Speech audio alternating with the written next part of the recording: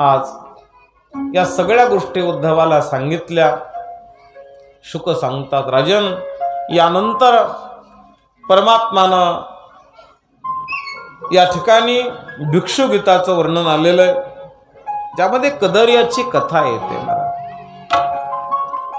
आता ही जी कदर्याची कथा आहे, ही गोष्ट म्हणून आपण ही कथा गोष्ट म्हणून ऐकू नका. भागवतातील कदर्याची कथा कशासाठी सांगता येईल का तुम्हाला कोणाला? भागवतामध्ये कदर्याची कथा कशासाठी सांगितली?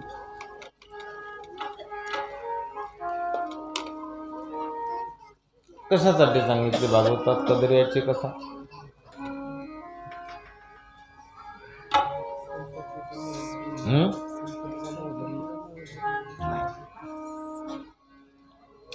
भागवतात कदर्याची कथा सांगितली संधी. कदाचित तुमच्याकडून अगोदर जर काही घटना चुकल्या असतील तर तुम्हाला आणखी एक संधी आहे. पश्चातापेन दग्धता. आता इथून पुढं तरी भागवतातील कदर्याची कथा एक संधी आहे महाराज. अत्यंत लोभी असणारा कदर्य, की ज्यानं आपल्या कुटुंबालाही कधी पोटभर खाऊ दिलं नाही, दारात आलेल्या भिकाऱ्याला वाढलं नाही, श्राद्ध पक्ष सण वार कधी केले नाहीत, इतका लोभी. फक्त धनाचा संग्रह केला. तुमच्या जीवनामध्ये जेव्हा जेव्हा काही घटना घडतात ना, लक्षात ठेवा, त्या घटनेला घटना म्हणू नका. त्या घटना कधी कधी दिशा बदलू शकतात. कदर्याच्या जीवनात ही घडलेली घटना आहे. आज एक प्रवासी ब्राह्मण त्या गावात येतो, ही घटना आहे. तो लोकांना विचारतो, मला एखादं ब्राह्मणाचं घर असेल का जेवण्यासाठी? लोक कदर्याचं घर दाखवून देतात, पण सांगतात तो लोभी आहे, जेवू घालणार नाही तुम्हाला. यानं सांगितलं, असं कसं? मी स्वतः मागेल त्यानं, तुम्ही म्हणलात तरी नाही देणार तो. या लोकांनी सांगितलं, महाराज तुम्ही जर त्याच्या घरून जेवून आलात तर आम्ही 100 मोहरा बक्षीस देऊ. लोभ माणसाला प्रवृत्त बनवतो बरं. यानं सांगितलं, आता तर नक्की जेवून येणार. योगायोगानं कदर्याचं घर उघडं होतं. समोर त्याला कदर्य स्नान करताना दिसतो. तो कदर्यालाच बोलतो, मी एक प्रवासी ब्राह्मण आहे, तुमच्याकडं दुपारी जेवण्यासाठी येतोय, स्वयंपाकाची व्यवस्था करा. काय असतं, कामाची सुरुवात कुठून होते? एखाद्याला काम सांगितल्यावर सुरुवात कुठून होते? मी तुम्हाला एखादं काम सांगितलंय, सुरुवात कुठून होते? आता मी तुम्हाला जे बोलायला लागलो ते कानावर येतंय का नाही? कदर्याला प्रवासी बोलत होता, त्याच्या कानावर आलं का नाही? मग ऐकण्यापासून कसं म्हणताय? कोणत्याही कामाची सुरुवात होते चेहऱ्यापासून. कदर्याचा चेहराच पडला. कशाला यायला लागला हा? जेवायला. चेहराच पडला महाराज त्याचा. पण त्यानं परत विचार केला, हा बाहेरचा, याला काय माहिती आपल्या घरातलं. त्यानं सांगितलं, महाराज आमचे वडील वारलेत आणि तुम्हाला चालेल का? कदर्याचा चेहरा पडला महाराज. पण त्यानं विचार केला, हा प्रवासी आहे, याला गोड बोलून परत पाठवावं. त्यानं सांगितलं, आमचे वडील वारलेत, आम्हाला सुतक आहे, चालेल तुम्हाला? जो परान्न घेत नाही महाराज तो सुतकातलं कसं खाणार? त्यानं सांगितलं नाही चालणार, आणि तो निघून गेला. बाहेर आला, जी मंडळी बसली होती त्यांना विचारलं, का हो म्हणे, तुम्ही तर आम्हाला ज्याच्या घरी लावलं त्याला सुतक पडलेलं आहे, त्याचे वडील वारलेत. त्या लोकांनी आश्चर्य व्यक्त केलं, महाराज काय असतं सांगू का? ज्याचं जे क्षेत्र असतं ना त्याचं त्याच्या डोकं चालतं. कदरियाचं डोकं चाललं महाराज इथं. त्यानं मेलेला बाप परत मारला.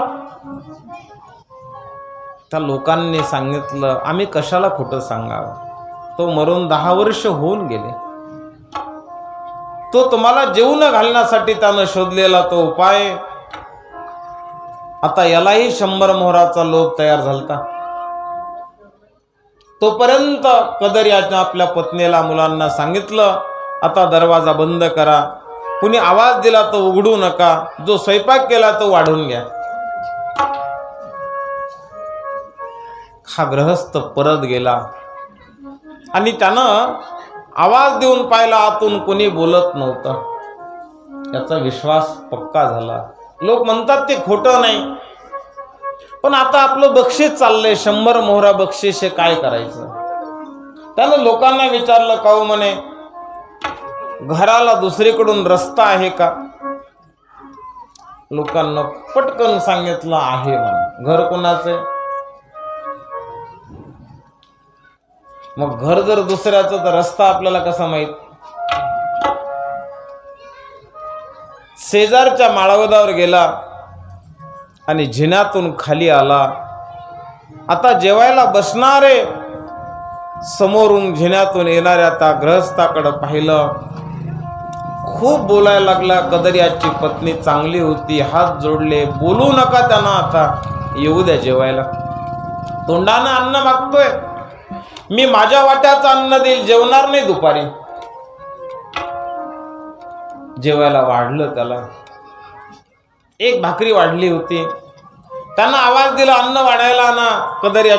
कदरियानं सांगितलं आमच्याकडं परत पद्धत नाही वाढायची. पत्नीनं सांगितलं महाराज मी संध्याकाळी जेवणार नाही. पुन्हा वाढलं. पण अगोदरच राग आलेला होता. जात्यावर एक दगड होता, त्यानं तो उचलला आणि जोरात फेकून मारला.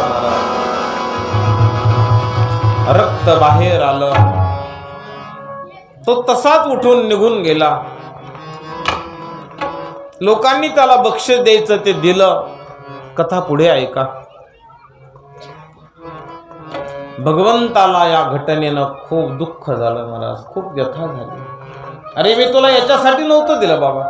उदास विचारे वेच करी असं म्हणतात महाराज. पूर्वीचा काळ सांगितला जायचा की पूर्वी लक्ष्मी राजाकडे राहायची म्हणे.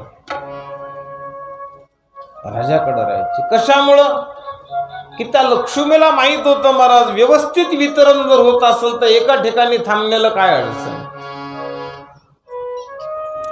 एका ठिकाणी जर थांबत असेल तर काय अडचण आहे. वितरण तिथून काय होणार आहे, व्यवस्थित होणार आहे महाराज. ज्या माणसाला डॉक्टरनी सांगितलं तर तुम्ही साखरेचा कण सुद्धा हातात घेऊ नका, तुमची शुगर इतकी वाढलेली आहे, त्याला साखरेच्या थप्पेला राखण ठेवावं का ठेवू नये. काहीच भीती नाही ना महाराज ठेवण्यात. त्याच्यापासून धोका होणं शक्यच नाही, कारण तो त्याला स्वीकारूच शकत नाही. बस तशा पद्धतीचं हे वर्णन आहे. ती संपत्ती तिथं राहायची. पण ज्या वेळेला स्वार्थ तयार झाला, तोच जर साखर खाणार असेल तर मला नाही वाटत त्याच्या सांभाळी घालल कोणी. देव असंच करतो ना. मग तो म्हणतो अरे अधिक स्वार्थी असेल तर याच्याकडे अधिक द्यायला नको, कारण हा स्वतःच ठेवून देईल. पण हा जर उदार असेल, याच्यापासून जर संपत्ती अनेकाकडे दान धर्म सत्कर्म जर जाणार असेल तर भगवान पुन्हा पुन्हा तिथं आणून टाकतात महाराज. कारण इथून वितरण चांगलं होतं. जिथून संपत्तीचं वितरण चांगलं होतं, संपत्तीचा मोठेपणा तुम्हाला जर घ्यायचा असेल ना तर वितरण करत राहा. तुमच्या घरात कधीच संपत्ती कमी पडणार नाही. वितरण करत राहा. बघा तुम्ही अनुभवानं होतं का नाही. पण याच्यासाठी आपल्याला एका अभ्यासाची गरज आहे, तितिक्षेची गरज आहे. असो हा स्वतंत्र विषय. आज मला सांगायचंय महाराज, कदरियाच्या संपत्तीला आग लागली. लोक आपापल्या परीनं भांडे बकेट घेऊन विझवण्यासाठी पळू लागले. कदरियाच्या पत्नीनं लोकांना थांबवलं, सांगितलं विझू नका. इथून भिकारी परत गेला. या दारात कधी कुत्र्याला तुकडा मिळाला नाही. इथली मुलगी सुद्धा दिवाळीला रडून वापस गेली. कदर्याची संपत्ती भस्मसात झाली. जो कदर्य लोकाला नाव ठेवत होता, आज त्याच कदर्यावर कशाची पळी आली? भीक मागण्याची पळी. लोकांच्या दारात त्यानं जावं, लोकांनी उंजळभर माती टाकावी, कोणी उंजळभर खडे टाकावेत. कदर्यानं आपल्या मनाला समजून सांगावं, मना तुम्हीच लोकाला वाढलं नाही, लोक तुम्हाला काय वाढणार आहेत? मग मला सांगा, ही कथा कशाची कथा आहे? मग बस ही कथा आहे महाराज संधीची. कदर्याने विचार केला, अजूनही आपल्याला संधी आहे. ऐका पुढं, ही कथा संधीची आहे.